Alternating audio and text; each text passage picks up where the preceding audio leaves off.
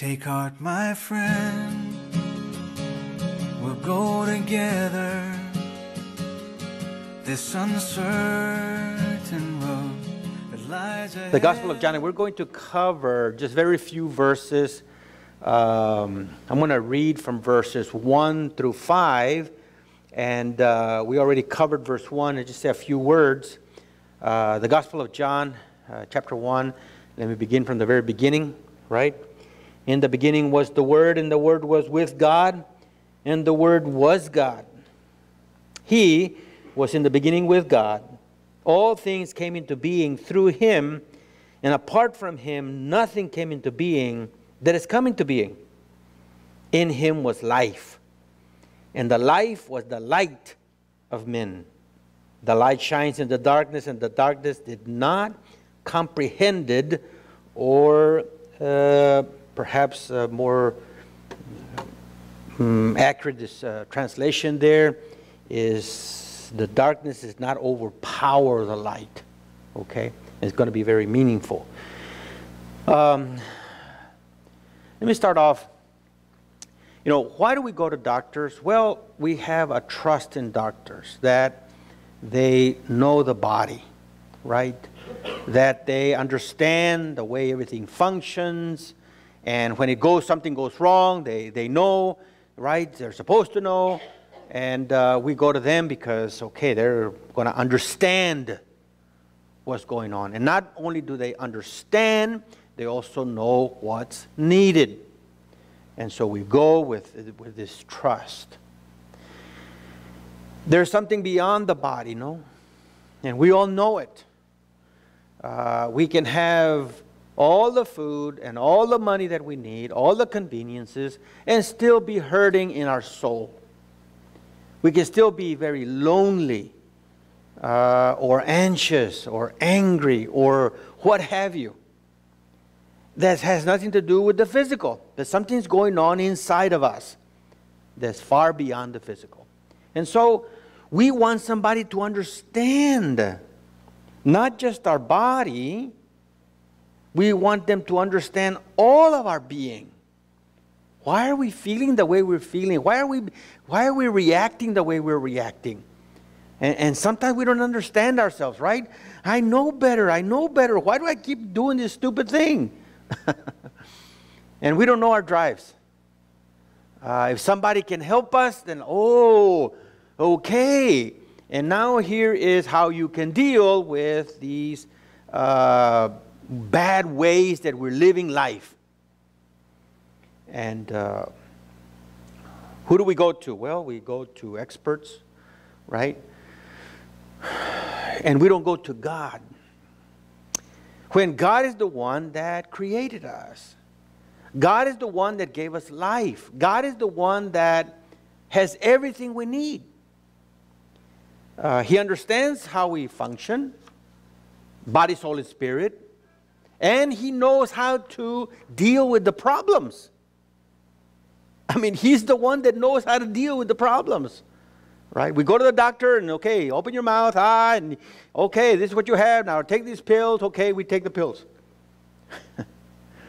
But we need to go to God for everything, but especially the non-physical things.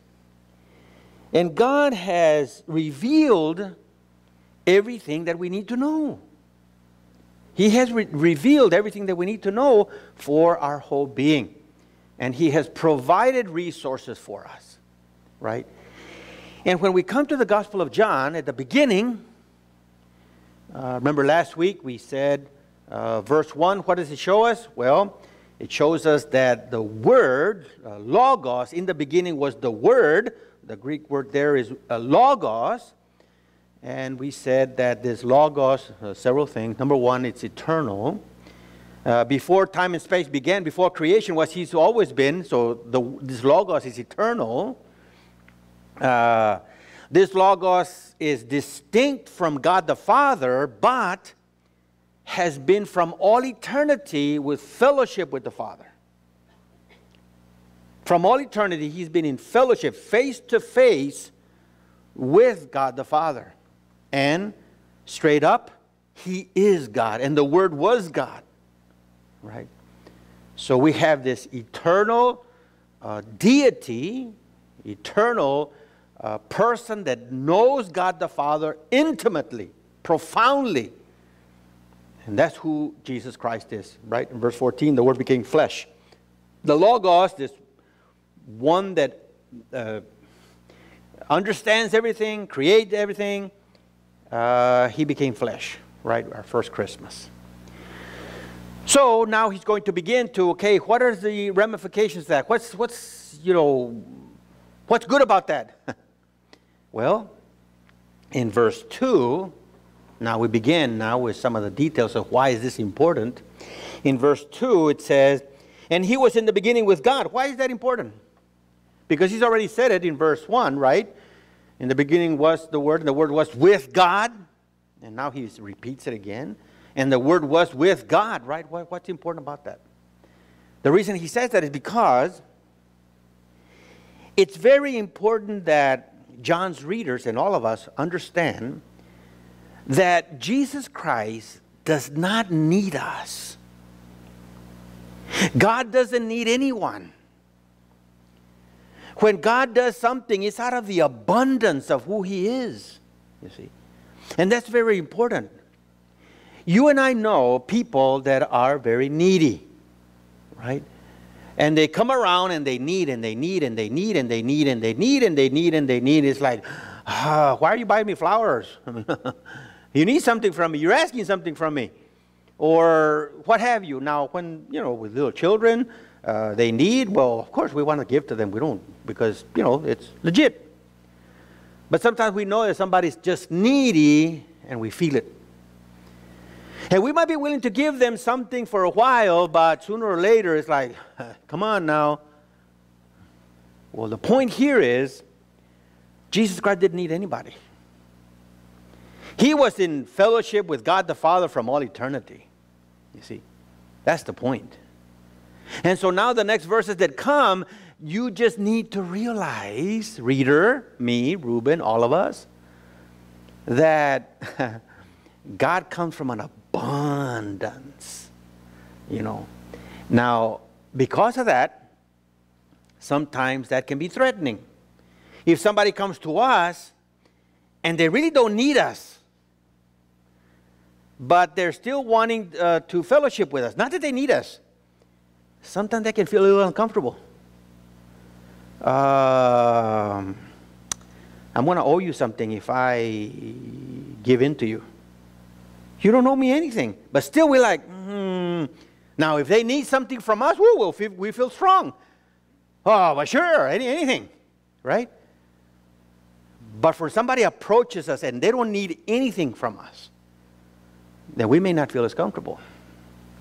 Because because when we come from a position that they need us,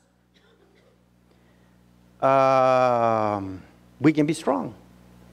We come from a position of strength, right? I am superior to you because you need me. But when it is the other way around, it's not that comfortable. And here the point is, look, Jesus Christ doesn't need anybody, anything. He was with God the Father from all eternity. That's the point, you see. So now from that, from the abundance that He has, and He is God Himself, now He goes into creation, right? So verse 3, all things came into being through Him, not that He needed things. Remember, it's not said there, but now we got the point. All things came into being through Him, and apart from Him, nothing came into being that came into being. Came into being. As opposed to, in the beginning was the Word. Okay? He already was. He didn't come into being. Several things. One is that the Word is being distinguished from creation. There was a distinction between God the Father and God the Son. They were face to face from all eternity. Even though they were equal and they're one, Okay, there's a distinction, there's a mystery. Well, now there's a distinction between Jesus Christ and all creation. You see? And that's very important because Jesus Christ is above all creation, right? But that's just the beginning. Now we have this Logos creating all things, and not only is he distinct, but there's several things come from that. Several things that we can pull out from that. Okay, he created everything. What does that mean? Is that he understands everything because he's the creator of everything. Now, if somebody has created a cake and you've never seen it, what do? How'd you do that? And if they did it, why, sure, look, boom, boom, boom, boom, boom, boom, boom. They know how to do it. They're the creator of that cake. A car, somebody created a car. Somebody created a machine. Well, how do you do it? Well, sure, here's all the diagrams. Here's how I did it. They know. They did it. Well, here, Christ created everything. I mean, everything. So he understands everything about you and me. About that tree over there. About that wood. About light. About everything. Everything. Everything. You see? And so, if we're going to need somebody to understand us, why not go to the Creator? Right? That's number one. Number two, if he created everything, then not only does he understand everything, he's the owner of everything. Someone said, well, you know what? Okay, God, let's see. Let's get into a competition. You create and I'll create. Okay, sure. And the man starts getting dirt and stuff. Wait. God can say, that's my stuff. You get your own. He created everything. He owns everything. And there's some ramifications from that. We don't belong to ourselves. Oops. That has a lot of ramifications in life. We'll talk about that a little bit more. So, verse 2, out of the abundance of relationship, out of abundance of his being, he created. It's not that he needed any one of us or anything. You see? So, out of that abundance he created, and that means that he understands everything and he is the owner of everything. That's Jesus Christ. Normally, we don't think of him this way. Right? He's some crucified poor guy on a cross. Okay. He had power enough to rise from the dead. Whoo, maybe he's still alive. Maybe, he's alive.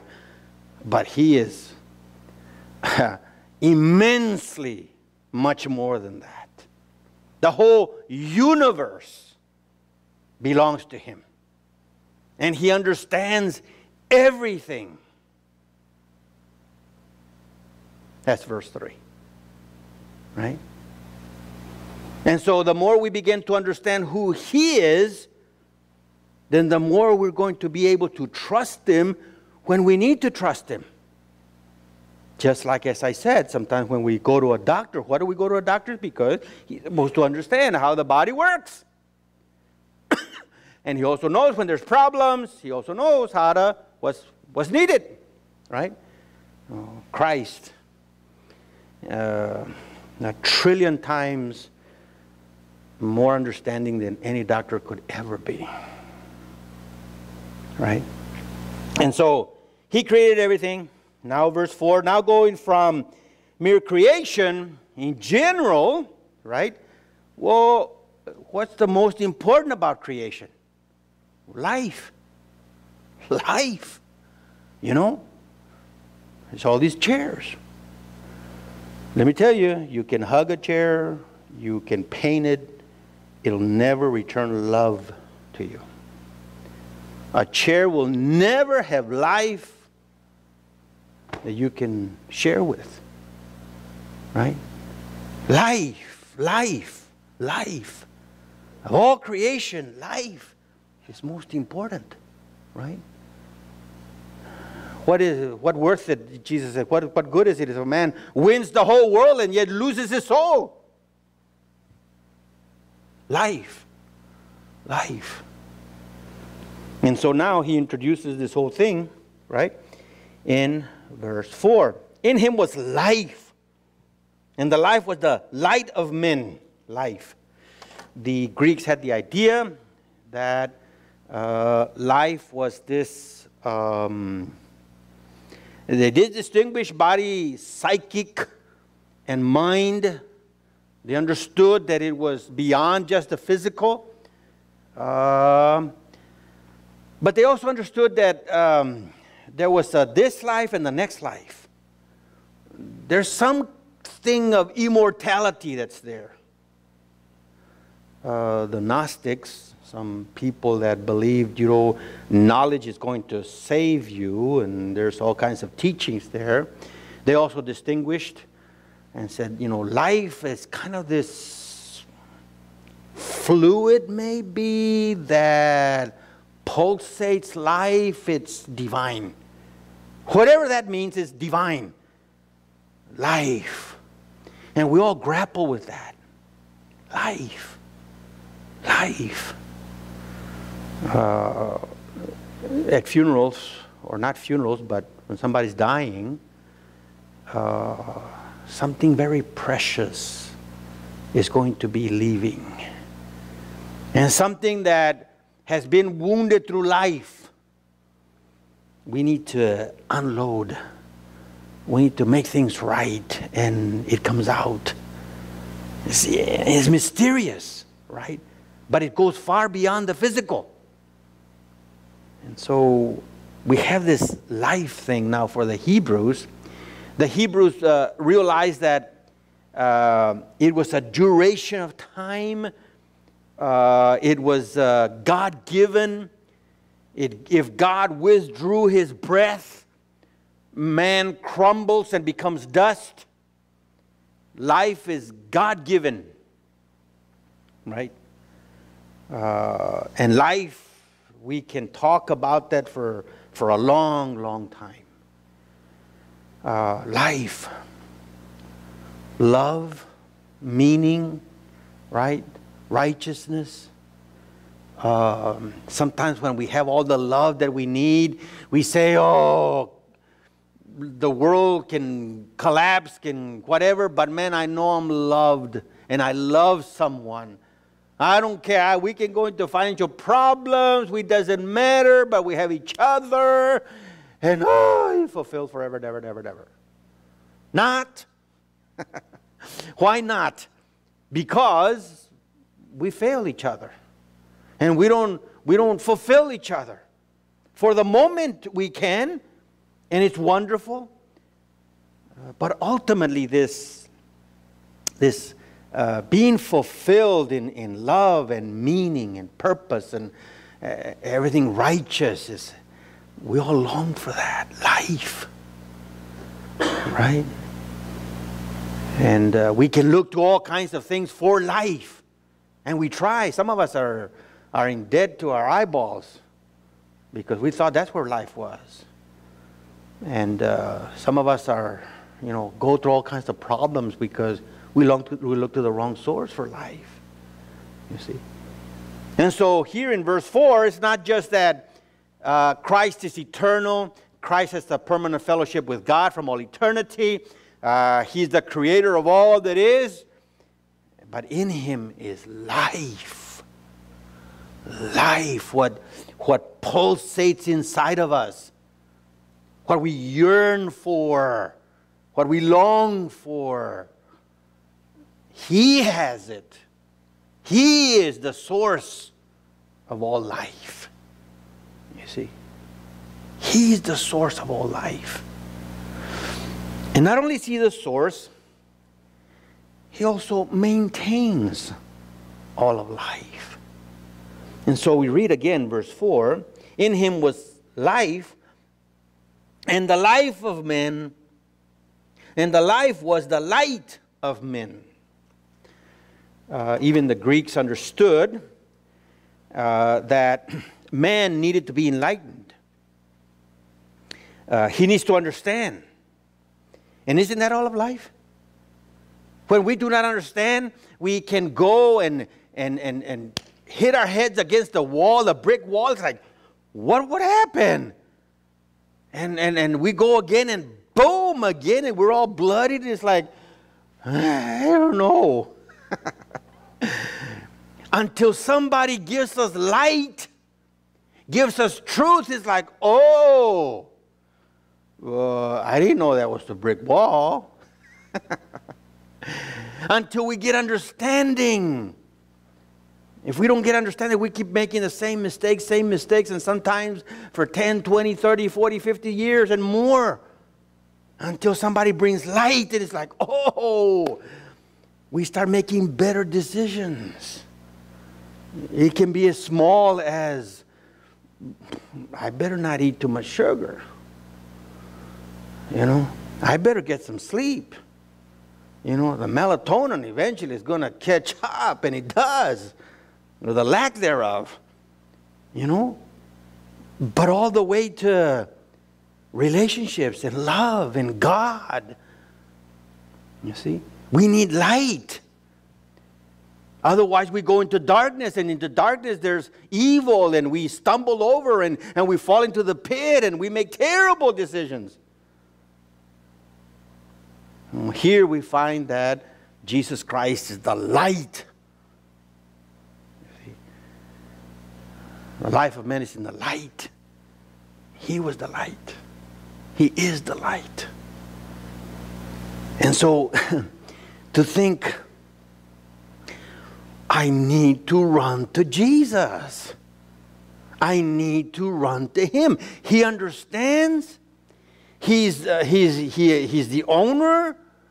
And He's the one that gives me light. He is light. And all that is happening in the introduction that John is giving in his gospel. You see. And it's no wonder that he, right, I want to go back to Galatians, been there a long time. In John 20, he's saying, you know, this is why I've written, that you may believe that Jesus is the Son of God. And you believe it, you may have life.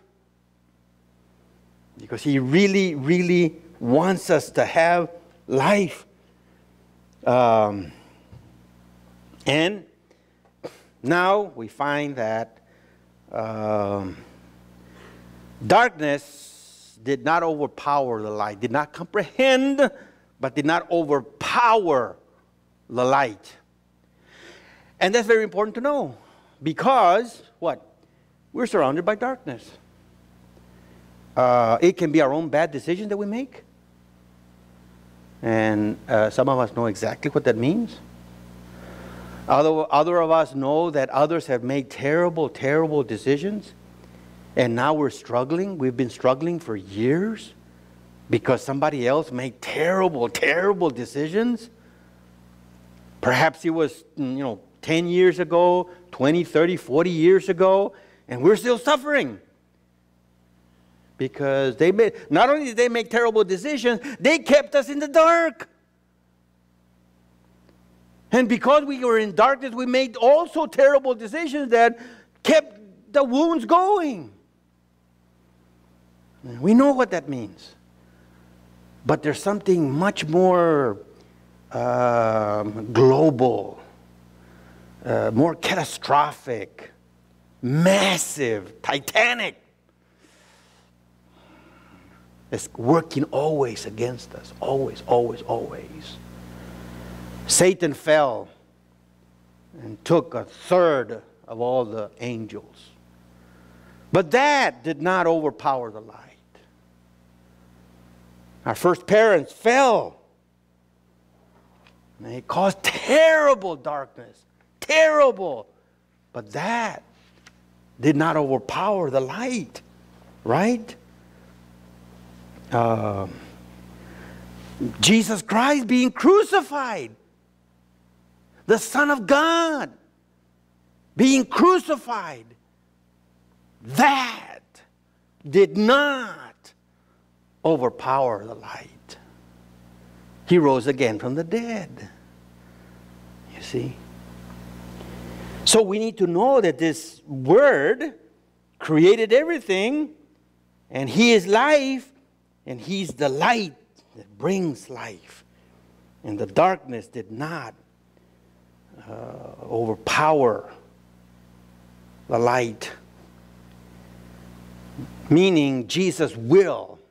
He will overcome all our darkness and all our wounds and all our mistakes. He really will. So we have this solid foundation for life. And John is saying, I want to invite you to trust Jesus, to run to Him, because He's the source and sustainer of all of life, all of it, body, soul, and spirit. And yes, our bodies may be decaying, not maybe, are decaying. Some of us are more aware of that, especially the older we get. But yet we do not look at the external as decaying, but the internal, the invisible. Because one day, even this physical is going to be renewed. Even though it might turn into dust. That's the power of the Logos. You see? And that's why, again, that we should turn to Him and turn to Him. We may not understand, but the text here says, and the darkness does not comprehend, the darkness did not overpower the light.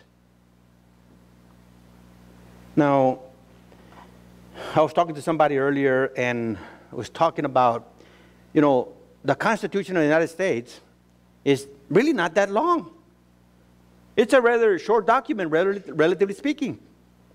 It's shorter than the Gospel of John. A lot shorter than the Gospel of John. But it's the overall guide, right? And then underneath the Constitution, we have what? All the statutes and laws and decisions that are being made. And man, it can get complex, right?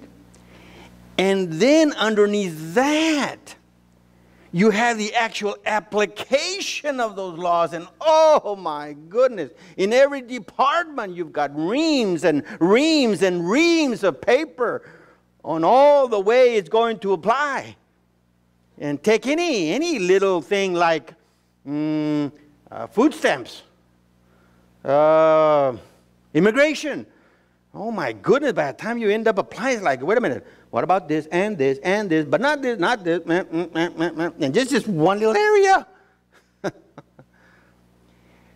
And so it is with life, with the Christian life, right? We have all these things that we can discuss in a marriage relationship, with children, raising of children, how to relate to the culture, blah, blah, blah, man, forever and ever. But, at some point, we need to go up to what's overall the major thing, right? So that we don't get lost. Because down here in the details, we can get lost. And so that's what John is doing here at the beginning. Go up. Jesus Christ is God. Jesus Christ is creator. Jesus Christ is owner. Jesus Christ is life. Jesus Christ sustains life. Don't forget that. Don't forget that. You see? And that's why we need to, every once in a while, go back and understand that. Because life can get really, really bad and confusing. You see, we can get lost. And so while we I mean, we can talk about applications in many different ways, but just know that these are major things that John is introducing his whole gospel, right? The major thing. Jesus Christ is God. His creator, owner, understands everything. He is life itself, and he maintains life. Meaning, darkness will never overpower the light. And if that's the case, we should run to him at all times. We should really go to him.